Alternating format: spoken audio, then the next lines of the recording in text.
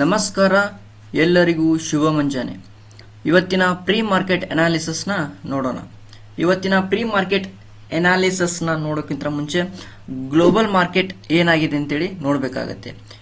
ಇವತ್ತಿನ global market flat ಅಲ್ಲಿ open ಆಗುವಂತ ಚಾನ್ಸಸ್ ಇರುತ್ತೆ. ಸೊ ನಮ್ಮ ಇಂಡಿಯನ್ ಮಾರ್ಕೆಟ್ ಕೂಡ ಏನಾಗುತ್ತೆ ಅಂದ್ರೆ ಫ್ಲಾಟ್ ನೆಗೆಟಿವ್ ಅಥವಾ ಗ್ಯಾಪ್ ಅಪ್ ಓಪನ್ ಆಗುವಂತ ಚಾನ್ಸಸ್ ಇರುತ್ತೆ. ಓಕೆನಾ?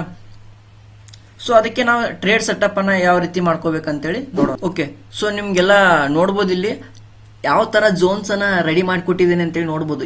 ಈ ಝೋನ್ ಅಲ್ಲಿ ಮಾತ್ರ ನಾವು ಏನ್ ಮಾಡ್ಬೇಕು, ಟ್ರೇಡ್ ಅನ್ನ ಮಾಡಬೇಕಾಗತ್ತೆ. ಓಕೆ, ಇನ್ ಅದರ್ವೈಸ್ ಪ್ಲೇನ್ ಜಾಗದಲ್ಲಿ ಯಾವುದೇ ಕಾರಣಕ್ಕೂ ಟ್ರೇಡ್ ಅನ್ನ ಮಾಡ್ಲಿಕ್ಕೆ ಹೋಗಬೇಡಿ. ಓಕೆನಾ? ಸೊ ನಮ್ ಝೋನ್ ಅಲ್ಲಿ ಮಾರ್ಕ್ ಮಾಡಿದೀವಿ, ಆ ಝೋನ್ ಅಲ್ಲಿ ಇದ್ದಾಗ ಮಾತ್ರ ನಾವು ಏನ್ ಮಾಡ್ಬೇಕಾಗತ್ತೆ, ಟ್ರೇಡ್ ಅನ್ನ ಮಾಡಬೇಕಾಗತ್ತೆ. ಓಕೆನಾ?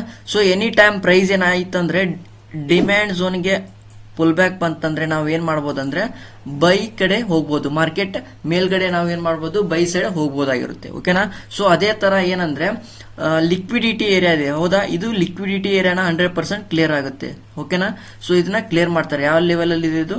55,100 ಲೆವೆಲ್ ಅಲ್ಲಿ ಇದೆ. ಓಕೆ, ಸೊ ನೆಕ್ಸ್ಟ್ ಏನಪ್ಪಾ ಅಂದ್ರೆ ಇನ್ಸ್ಟಿಟ್ಯೂಷನಲ್ ಆಕ್ಟಿವಿಟಿ ಝೋನ್ ಇದೆ. ಓಕೆ, ಸೊ ನೆಕ್ಸ್ಟ್ ಏನಾಗುತ್ತೆ ಅಂದ್ರೆ ಪ್ರೈಸ್ ಇನ್ಸ್ಟಿಟ್ಯೂಷನಲ್ ಆಕ್ಟಿವಿಟಿ ಝೋನ್ ವರೆಗೂ ಹೋಗುವಂತ ಚಾನ್ಸಸ್ ಇರುತ್ತೆ. 55,300 ವರೆಗೂ ಹೋಗುವಂತ ಚಾನ್ಸಸ್ ಇರುತ್ತೆ.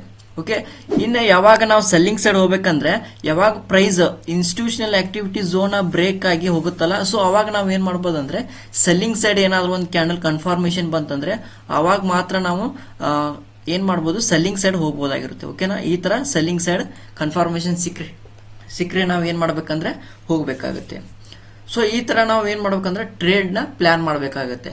ಸೊ ವಿತೌಟ್ ಇಂಡಿಕೇಟರ್ ಇಲ್ಲದೆ ನಿಮ್ಗೆ ಏನ್ ತಿಳಿಸ್ಕೊಡ್ತಾನೆ ಅಂದ್ರೆ ಮಾರ್ಕೆಟ್ ನಲ್ಲಿ ಯಾವ ತರ ಡೇಟಾನ ರೀಡ್ ಮಾಡ್ಬೇಕು ಅನ್ನೋದನ್ನ ನಿಮ್ಗೆ ಲೈವ್ ಅಲ್ಲಿ ತಿಳಿಸ್ಕೊಡ್ತಾ ಇದ್ದೀನಿ. ಓಕೆ, ಸೊ ಈ ತರ ನೀವು ಏನ್ ಮಾಡ್ಬೇಕಂದ್ರೆ ಮಾರ್ಕೆಟ್ ಬಿಹೇವಿಯರ್ ನ ಅಂಡರ್ಸ್ಟ್ಯಾಂಡ್ ಮಾಡ್ಕೋಬೇಕಾಗುತ್ತೆ. ಅಂದಾಗ ಮಾತ್ರ ನಾವು ಏನ್ ಮಾಡ್ಬೋದು, ಟ್ರೇಡಿಂಗ್ ಅಲ್ಲಿ ಸಕ್ಸಸ್ ಆಗ್ಬೋದು. ಓಕೆನಾ?